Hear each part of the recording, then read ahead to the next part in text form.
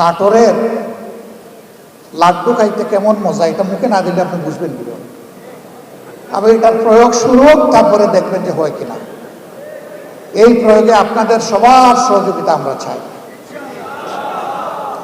আমরা আশা করি মানুষ নিজের প্রয়োজনে, নিজের কল্যাণে আমাদের এই উদ্যোগে ইনশাল্লাহ সবাই সম্পৃক্ত হবে।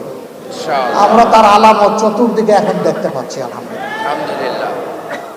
এখন আমাদের বিভিন্ন ধর্মের ভাইয়েরা আসছেন আমাদের সাথে ওপেন মঞ্চে, পাবলিক মিটিংয়ে।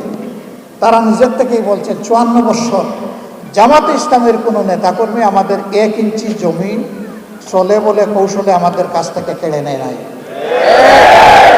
আমাদের কোনো মায়ের ইজ্জতে, আমাদের কোনো বোনের ইজ্জতে, আমাদের কোনো মেয়ের ইজ্জতে হাত দেয় নাই। আমাদের ঘর বাড়িতে আক্রমণ চালায় নাই। আমাদেরকে বাস্তুবিতাহীন করে নাই। আমাদের কাছ থেকে চাঁদা দাবি করে নাই। আমরা শিখাইয়া দেই না রে ভাই। তাদেরকে বলি যে আপনি আপনার মনের মতো করে যা ইচ্ছা তাই বলতে পারেন, আপনি বলতে থাকেন। হ্যাঁ, তারা সেখানে এসে তাদের উপর নির্যাতনের কিছু কথা বলে কিছু দুঃখের কাহিনী শোনায়। আমরা তখন লজ্জিত হই যে আমরা না করি, কেউ না কেউ তো তাদের উপরে এই জুলুমগুলা করে। অথচ আমরা ভাষাভাষী প্রতিবেশী, যুগ যুগ ধরে এক জায়গায় বসবাস করে আসছি। লেখাপড়া করতে গেলে একই বেঞ্চে বসে, একই ডেস্কে বই রেখে আমরা লেখাপড়া করেছি। আজকে আমাদের এই সহযাত্রীদের সাথে আচরণ কেন? হ্যাঁ, আমরা চেষ্টা করেছি আমাদের দলটাকে সেইভাবে গড়ে তুলতে, নিয়ন্ত্রণ করতে। আমরা আশা করি এই দলের হাতে আল্লাহ যদি দেশ পরিচালনার দায়িত্ব দেন, এখন আমরা দল নিয়ন্ত্রণ করেছি, আমরা ইনশাআল্লাহ দেশও নিয়ন্ত্রণ করতে পারব। আমরা যখন নিজেরা ঘুষ খাবো না, যখন চাঁদা দাবি করব না, যখন আমরা দখলদারিতে যাব না, তখন আশা করি বাকি সকলের বার্তা পেয়ে যাবেন এবং সকলের কান খাড়া হয়ে যাবে। এরপরে আমাদের সংগঠন হোক অথবা যে কোনো নাগরিক হোক, যদি এর কোনো ব্যত্যয় ঘটে, তার জন্য সত্যিকারের প্রয়োগ করার মতো আইন থাকবে ইনশাআল্লাহ। এখন আইন আছে, তার প্রয়োগ নাই। যে আইনটা আছে এইটারও যদি প্রয়োগ থাকতো, সমাজের দুর্নীতি, সমাজের দুর্বৃত্তপনা 10 ভাগের 1 ভাগে নেমে আসতো। এটারও তো প্রয়োগ নাই। তা আবার প্রয়োগ আছে উল্টা প্রয়োগ। আপনি মারা গেছেন, আপনার ছেলে হবে আপনার হত্যা মামলার আসামি।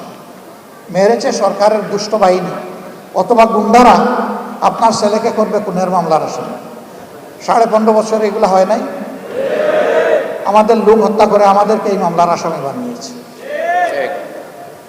সম্মানিত ভাইয়েরা, এই দুনিয়ায় 100% ন্যায় বিচার নিশ্চিত করা অসম্ভব। একটা মানুষ তার চেষ্টায় কিংবা নির্দেশে 100 মানুষ খুন করা হয়েছে, আপনি তাকে ফাঁসি কয়বার দেবেন?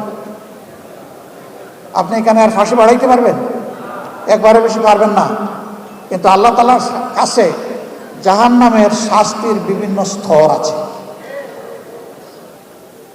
আল্লাহ সেখানে তার পাওনা পরিমাণ শাস্তি তাকে দান করে।